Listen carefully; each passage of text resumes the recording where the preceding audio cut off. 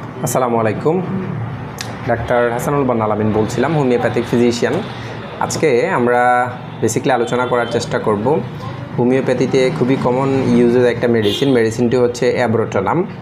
তো অ্যাব্রোটোনামের কিছু লক্ষণ আমরা জানবো, যে লক্ষণগুলো থাকলে আমরা পেশেন্টকে অ্যাব্রোটোনাম প্রেসক্রিপশন করতে পারবো এবং পেশেন্টকে আমরা অ্যাব্রোটোনাম সেবন করার জন্য দিতে পারবো এবং পেশেন্ট খুব দ্রুত সময়ের মধ্যে রিকভার হয়ে যাবে। তো ফার্স্টলি আমি যেটা বলি সেটা হলো অ্যাব্রোটোনামের পেশেন্টের মধ্যে ইমিসিয়েশন থাকে বা মেরাসমাস থাকে, অর্থাৎ পেশেন্টের মধ্যে শীর্ণতা থাকে। তো শীর্ণতাটা আসলে উৎপত্তি হয় কোথা থেকে?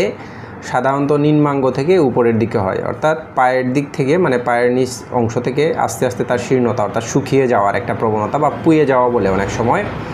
তো তার শুকিয়ে যাওয়ার একটা প্রবণতা থাকবে এবং সেটা শরীরের নিচের দিক থেকে আস্তে আস্তে আস্তে শুকাইতে উপরের দিকে আসবে এবং সর্বশেষ তার যে মুখ আছে সেই ফেসটা, সেটার দিকে তাকাইলেও আপনি বুঝতে পারবেন শুকিয়ে যাওয়ার একটা প্রবণতা আছে তার মধ্যে।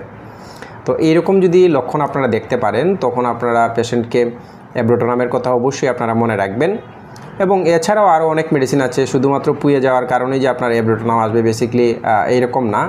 এছাড়াও যেমন আপনার মনে করেন অনেকে আছে যাদের পেট ফাঁপা থাকে, কুষ্ঠবদ্ধতা থাকে এবং তার বিকালে সকল ধরনের রোগের বৃদ্ধি হয় এবং সাধারণত তার পেটটা ফুলে থাকে, মোটা থাকে।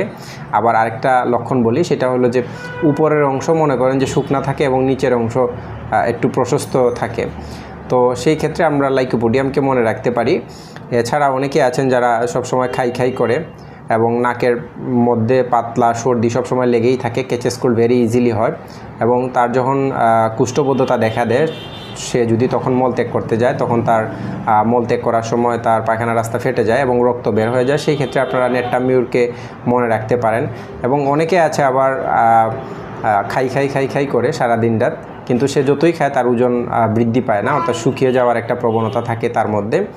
এবং সে যদি তার মলত্যাগ করে বা যত ধরনের স্রাব আছে সেই স্রাবগুলোর মধ্যে দুর্গন্ধ থাকে এবং আপনার সে তার দিনরাত 24 ঘন্টা একটা জ্ঞান বা গিন একটা কান্না তার মধ্যে লেগেই থাকে। সেই ক্ষেত্রে আপনারা সুরিনামকে মনে রাখতে পারেন। কিন্তু অ্যাব্রোটোনামকে মনে রাখতে হলে অবশ্যই আপনারা এটা মনে রাখবেন যে অ্যাব্রোটোনামের যে শুকিয়ে যাওয়ার যে প্রবণতাটা, সেটা কিন্তু পায়ের দিক থেকে শুরু হয়ে উপরের দিকে একবারে মাথা পর্যন্ত আসে। এবং অ্যাব্রোটোনামের পেশেন্টের যে পীড়া, সেই পীড়ার বৃদ্ধিটা সাধারণত শীতকালে হয় এবং তার বর্ষাকালে বৃদ্ধি হয় এবং রাতে তার বৃদ্ধি হয় এবং তাকে যদি গরম তাপ দেওয়া হয়, সেই ক্ষেত্রে তাপে তার উপশম হয়। এগুলোই হলো অ্যাব্রোটোনামের মূল লক্ষণ। এছাড়াও আরও অনেক লক্ষণ আছে, আমরা পরবর্তীতে ভিডিওতে সেটার পার্ট 2তে আমরা আলোচনা করার চেষ্টা করব। ভিডিওটি ভালো লাগলে লাইক, কমেন্ট, শেয়ার করুন আর চিকিৎসা নিতে স্ক্রিনে দেওয়া নাম্বারে যোগাযোগ করুন।